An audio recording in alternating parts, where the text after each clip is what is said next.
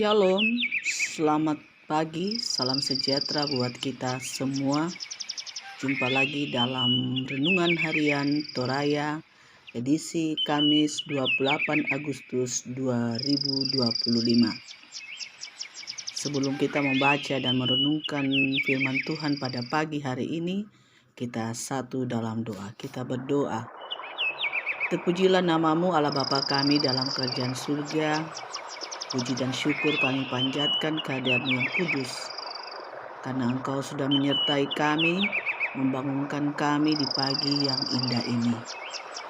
Sebelum kami beraktivitas sepanjang hari ini, kami akan membaca dan merenungkan firman-Mu. Engkau berkati kami, Engkau rapi kami. Biarlah kami boleh membaca dan memahami akan firman-Mu pada saat ini. Bapa di surga, berfirmanlah, karena kami semua telah siap untuk mendengarkannya. Dalam Putra-Mu Yesus Kristus, itulah Tuhan dan Juru Selamat kami yang hidup. Amin. Pembacaan kita pada saat ini diambil dari Yeremia pasal 11, ayatnya yang ke-9 hingga ayatnya yang ke-17. Peringatan terhadap pelanggaran perjanjian Allah.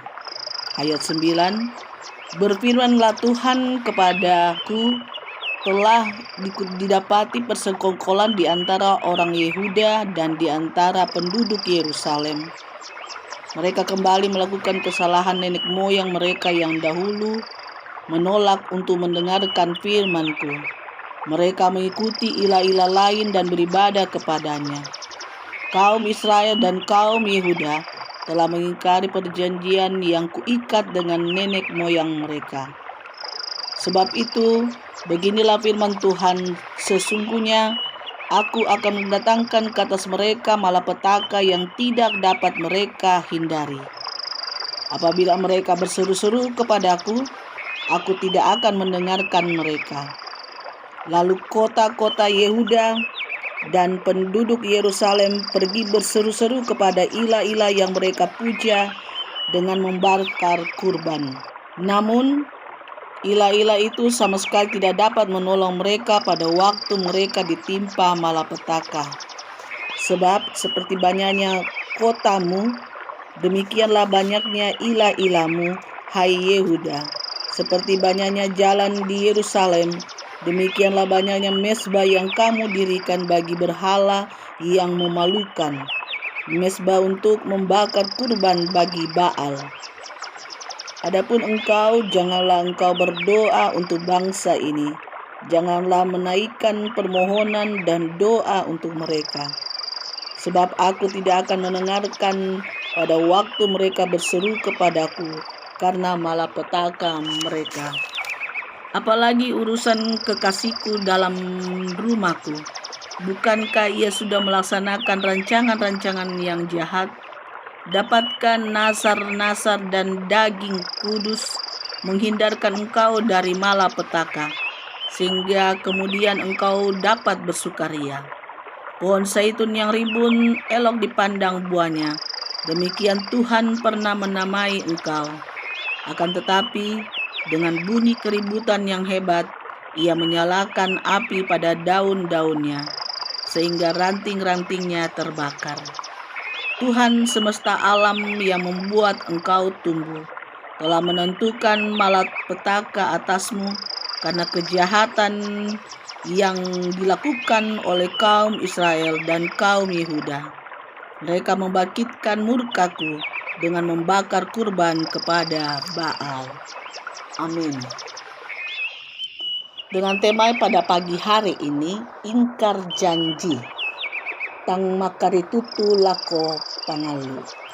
Bapak Ibu sidang jemaat yang dikasihi oleh Yesus Kristus, dalam kamus bahasa Indonesia, kata ingkar itu artinya tidak menepati atau tidak mau. Janji dalam artinya ucapan yang menyatakan kesediaan untuk berbuat sesuatu.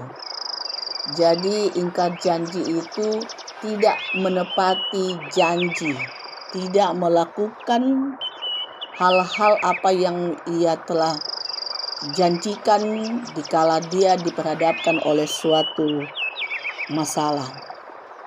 Bapak Ibu yang dikasihi Yesus Kristus, mungkin kalau kita ada teman atau mungkin pacar atau suami atau istri yang tidak menepati janjinya, pasti kita merasa sakit atau kecewa di dalam hati kita.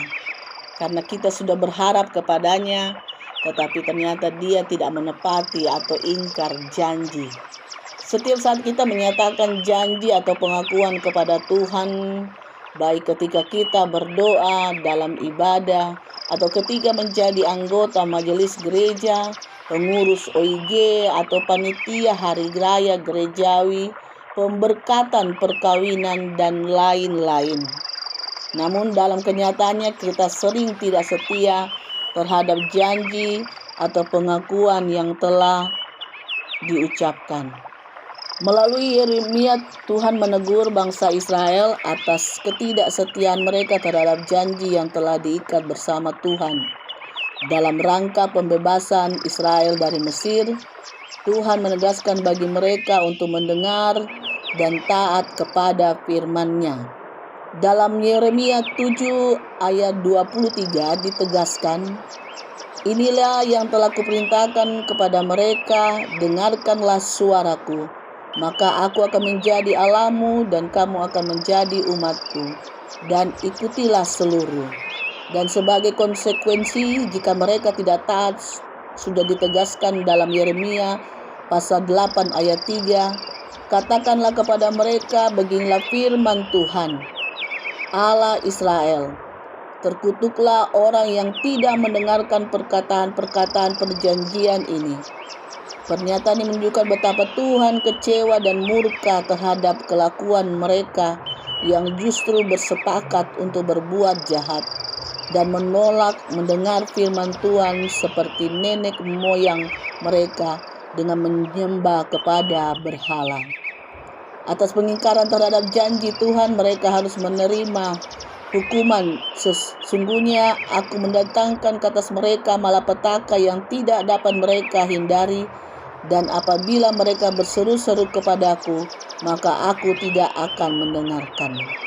Sidang jemaat yang dikasihi oleh Yesus Kristus, tidak ada yang dapat menghalangi dan terhindar dari hukuman Tuhan kecuali kita kembali bertobat. Taat kepada firman-Nya adalah ketaatan terhadap janjinya. Karena itu setialah memelihara firman-Nya. Rancangan jahat ada sekitar kita, tetapi kuasa Roh Kudus akan menguatkan kita. Karena itu, tepatilah janji kita kepada Tuhan dan lakukanlah itu seturut dengan kehendak Tuhan. Amin. Kita satu dalam doa. Kita berdoa. Bapa kami dalam kerajaan surga, terima kasih kami sudah dibolehkan untuk mendengarkan firman-Mu di pagi hari ini. Ajarlah kami untuk senantiasa menepati akan janji kami, baik dalam rumah tangga, dalam persekutuan kami, dalam tugas dan tanggung jawab dimanapun kami berada. Biarlah kami tetap setia kepada perintah-perintah-Mu, kepada firman-Mu. Ajarlah kami untuk senantiasa melakukannya itu dalam kehidupan kami dimanapun kami berada. Sepanjang hari ini kami serahkan ke dalam tangan-Mu. Engkau berkati kami semua, Engkau lingkupi kami. Biarlah dengan Roh Kudus-Mu, biarlah kami boleh melakukan segala aktivitas kami sepanjang hari ini. Berkati hamba-hamba-Mu yang dalam kelemahan tubuh, Engkau sembuhkan. Biarlah mereka boleh sembuh dari sakitnya. Yang berduka Engkau hiburkan. Yang bersuka cita Engkau senantiasa mempertambahkan sukacita mereka. Ya Bapa di surga, terpujilah nama-Mu. Ampunkanlah segala dosa kami. Dalam Putra-Mu Yesus Kristus, itulah Tuhan dan Juru Selamat kami yang hidup. Amin. Shalom, selamat pagi, Tuhan Yesus memberkati.